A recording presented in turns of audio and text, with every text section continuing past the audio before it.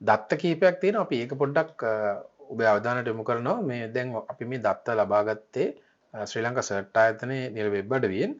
ඔබට පේනවා ඇති පහුගිය අවුරුද්දේ 2023 කියන අවුරුද්දේ ශ්‍රී ලංකා සර්ට් ආයතනයට වාර්තා වුණ සිදුවීම් කීපයක් තමයි අපි මෙතනදී ඔයගලන්ට පෙන්වන්නේ.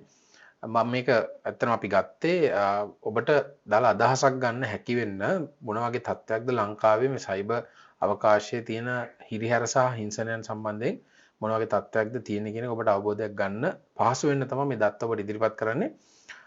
ඔබට පේනවා ඇති වැඩිම වාර්තා වුණ සිදුවීම් ගණනක් තියෙන්නේ මේ 20000කට අධික සිදුවීම් ප්‍රමාණයක් තියෙන්නේ සමාජ මාධ්‍ය ආශ්‍රිතව සිද්ධ වුණ හිංසනයන් සම්බන්ධයෙන්.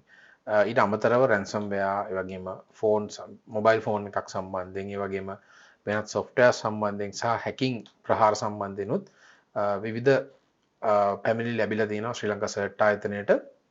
ඔයගලන්ට පේනවා ඇති මේ විවිධ අංක වලින් ඔබට දකින්න පුළුවන් වාණිජමය අවස්ථාන්වලදී යම් ආකාරයෙන් සිද්ධ වුණු වංචාවන් සම්බන්ධයෙන් මේවා මේ ශ්‍රී ලංකා සර්ට් ආයතනයේ පහුගිය අවුරුද්ද පුරාවටම ලංකාවේ අන්තර්ජාල පරිශීලකයන්ගෙන් වාර්තා වුණ සිදුවීම්.